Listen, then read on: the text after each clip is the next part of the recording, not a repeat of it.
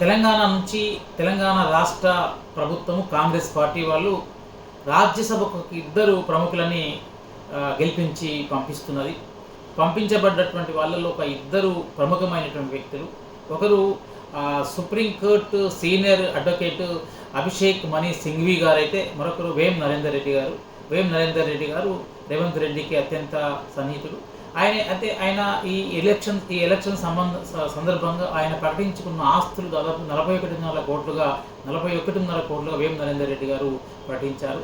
అదే కనుక అభిషేక్ మను సింఘ్వి గారు ప్రకటించిన ఆస్తులను కనుక మనం చూసినట్లయితే మనం పిచ్చోళం కావాల్సి వస్తుంది. ఏంటంటే ఆయన దాదాపు 2,800 కోట్ల రూపాయల ఆస్తులు ఉన్నట్టుగా ఆయన ప్రకటించారు. 2,800 కోట్లకు సంబంధించి భవన సముదాయాలు, వాణిజ్య సముదాయాలు, వ్యాపారాలు, అయితే బంగారు రూపాయలు, రకరకాల రూపాయలు దాదాపు 2,800 కోట్ల ఆస్తులు కలిగి ఉన్నట్టు, ఆయన పేరు మీద 1,625 కోట్లు, ఆయన భార్య పేరు మీద 1,170 కోట్ల పైగా ఆస్తులు ఉన్నాయి అన్నట్టుగా వాళ్ళు ప్రకటించుకున్నారు. ఇదంతా గమనించినట్లయితే అంటే రాజ్యసభకు వెళ్తున్న వాళ్ళు కానీ, అసెంబ్లీకి వెళ్తున్న వాళ్ళు కానీ, పార్లమెంటుకి వెళ్తున్న వాళ్ళందరూ కూడా డబ్బున్న సెక్షన్ నుంచి అత్యంత సంపన్న, అంటే 1 కోటి 2 కోట్లు 10 కోట్లుగా దాటిపోయింది. ఇప్పుడు 100 కోట్లు 1000 కోట్లు ఉన్నటువంటి వాళ్ళు మాత్రమే అంటే చట్టసభల్లోకి వెళ్ళే అవకాశం, శాసనాలు చేసేటువంటి అవకాశం, అధికారం 1000 కోట్ల రూపాయలు ఉంటే తప్ప అందులో పోలేము, ఆ సభల్లోకి వెళ్ళలేము అనేటువంటి అభిప్రాయాన్ని, భయాన్ని సాధారణ జనాలకు కల్పించే విధంగా ఉన్నాయి.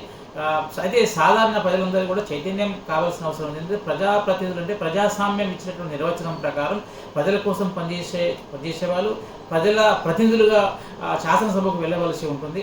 పార్లమెంటుకైనా కూడా అంటే ప్రజల యొక్క సమస్యలకు, ప్రజల యొక్క బాధలకు వాళ్ళ గొంతును పార్లమెంట్లో కానీ శాసనసభలో ఇవ్వాలి. వాళ్ళు ప్రజల తరఫున ఎన్నిక కావాలి, వాళ్ళు ప్రజల తరఫున మాట్లాడాలి. ప్రజాప్రతినిధి అంటే అది దాని అర్థం.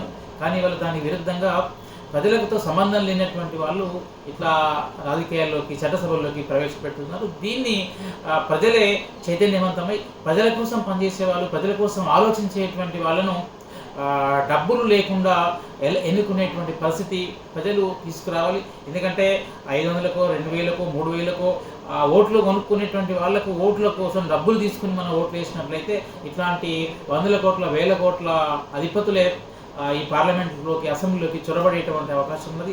వాళ్ళు ఏ వర్గానికైతే ప్రాతినిధ్యం వహిస్తున్నారో అటువంటి వాళ్ళ గొంతుకగానే వాళ్ళు పనిచేస్తారు తప్ప ప్రజల గొంతుకగా పనిచేసేటువంటి అవకాశం ఉండే చాలా తక్కువ. కాబట్టి ఎప్పటికైనా ప్రజలు చైతన్యవంతం కావాలి. చైతన్యవంతమై ప్రజల పక్షాన నిలిచేటువంటి, తమలోని ప్రజల్లో ఉన్నటువంటి ప్రజలు ఆలోచన పరులైనటువంటి వాళ్ళను ఎన్నుకునే దిశగా ఈ ధన రాజకీయాల వ్యతిరేకంగా అందరూ కూడా చైతన్యం కావాల్సినటువంటి అవసరం ఉందని ఈ సంఘటనలు మనకు మరొకసారి స్పష్టం చేస్తున్నాయి.